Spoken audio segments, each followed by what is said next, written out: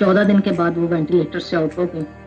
उनके सारे multi organ failure जो है वो रिकवर हो गए, किडनी फेलियर हो गया था वो भी रिकवर हो गया, और आईसीयू से आउट हो गए डे बाय डे। फिर वो वार्ड में चले गए, और खुदा ने उनको जिंदगी में ये मौका दिया कि अपने पाँव पे चल के वो घर गए हैं और अपने बच्चों से भी मिले हैं। तो सारा जलाल यीशु के नाम को देती हूँ, और मैं शुक्रगुजार हूँ इस प्लेटफॉर्म के लिए, और जहाँ से हम खुदा की बरकत को हासिल करते हैं। तो सिस्टर जी, उस दिन से आपने प्रे करवाई है, मेरी उल्टी सैटरडे से अब तक मेरी उल्टियाँ बिल्कुल खत्म हो गई हैं। मैं जितनी भी दुआ करती हूँ, जितना भी हालेलुया कहती हूँ, मुझे खुदावंद का शुक्र, उस दिन के बाद कोई उल्टी नहीं आई। और सिस्टर जी, मैं उसके दूसरे दिन से मैं गई थी टेस्ट करवाने।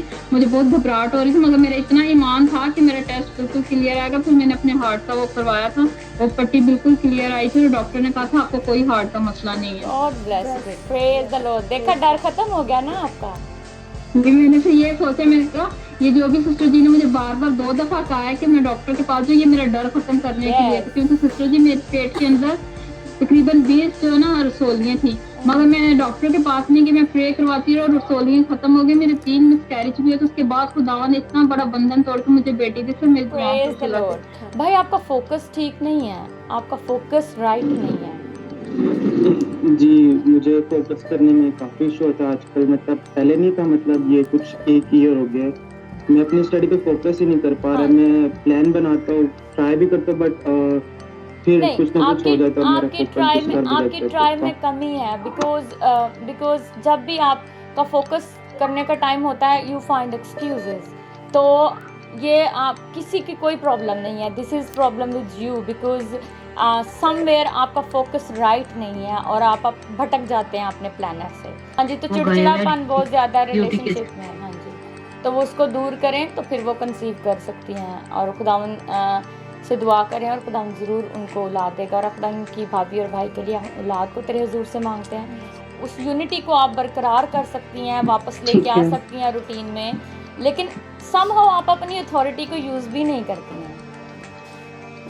जी हाँ जी, आप अपनी अथॉरिटी को जी, तो आप अपनी अथॉरिटी को सिस्टर यूज़ करें, और जो है अपनी फैमिली को एक जगह पे करें, और मतलब पूरे धड़ल्ले से उनको बोलें खुदावंद के पास आने की हमें ज़रूरत है, और आप देखेंगी कि खुदावंद आपकी फैमिली की लाइफ में बहुत ज़्यादा चेंज को लेके आएगा। और खुदावंद मुझे विजन में दिखा रहा है कि आपके जो सारे बम्प्स हैं वो बिल्कुल जो है स्मूथ हो गई है स्किन आपकी, and all the bumps are gone, all the cracks are gone, so you will be very beautiful bride. खुदावंद आपको बरकत दे, और आपकी शादी के लिए हम ब्लेसिंग को चाहते हैं यीशु के नाम में। तो मैं देख रही, खुदा मुझे विजन दे रहा है कि आपके घर एक ग्लास का टेबल है, और उसके ऊपर बोतल, हाँ जी, और उसके ऊपर बोतल और ग्लास पड़े हैं, लेकिन आपके हस्बैंड ने उठे हैं और उन्होंने वो बोतल तोड़ दी है। So it's mean he is going to praise God. और इसके लिए आपको बहुत ज़्यादा दुआ करने की ज़रूरत है, और अगर आप उनके लिए रोज़ा रख सकें तो प्लीज़ ज़रूर रखें। जी ज़रूर। और फिर आपने इस सारे प्रोसेस में उनसे चिढ़ना नहीं है। I couldn't heal this marriage right now in the name of Jesus, Lord. I request you, Lord, heal this marriage right now, Lord. Rasika Rabbana Nasika. कमल, एक विजन आ रहा है, आपके हस्बैंड हैं, I know it because I know you. हाँ जी, आप हैं और आपके 2 बच्चे हैं, एंड आप कहीं पे बैठ के खाना खा रहे हैं, and you are very happy, and your husband is feeding your kids. Sister, आपको बहुत ज़्यादा दुआ करने की ज़रूरत है।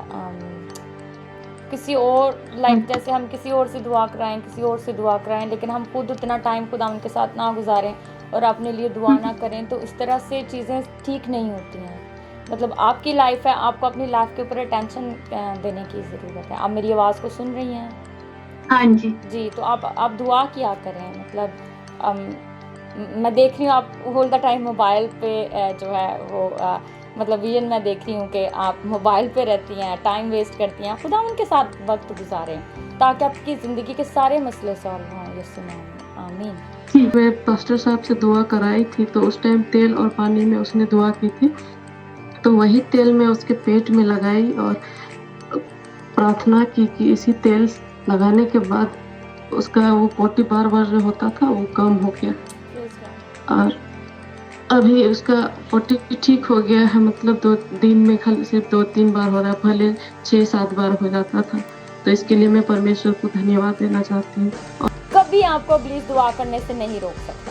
जब लोग मुझे आके कहते हैं मैं रोजा रखना चाहता था, हो नहीं पाया, कुछ ना कुछ ऐसा हो गया, ऐसा हो ही नहीं सकता। कितनी जोर से आएगा, वो तो गायब है, आप तो मतलब पूरे बदन में हो और यीशु की ताकत आपके साथ है, तो फिर आप कैसे उसको फेस नहीं कर पाते हैं। जब आपने डिसाइड कर लिया मैंने दुआ करनी है तो करनी है, कोई आपको नहीं करनी है। हाँ जी ब्रदर, मैं विजन देख रही हूँ कि वो जो सिटिंग वाली मशीन होती है चेयर के साथ डायलिसिस वाली लगी होती है, मुझे पता नहीं पाकिस्तान में कैसी है, वहाँ से वो हाँ जी, वहाँ से वो उठ के बिल्कुल नॉर्मल हेल्दी वॉक कर रही है। तो खुदावंद ज़रूर उनको मुकम्मल शिफा देने वाला है बहुत जल्द। और आप खुदावंद से इसी तरह जुड़े रहें, दुआ करते रहें और खुदावंद आपकी सारी दुआओं के जवाब आपको ज़रूर देगा। जी आपने मेरे मम्मी के लिए प्रेयर करी थी तो वो अब चंगी हो गए। आमीन, praise the Lord. Last time मैंने अपनी सिस्टर के लिए प्रार्थना करवाई थी जिसे पैरालाइज का अटैक पड़ा था, और खुदा का शुक्र है कि वो पहले से बहुत ज़्यादा ठीक है, और जो भी कमी घटी है खुदा उसको जल्दी पूरी रीति से शिफा देगा।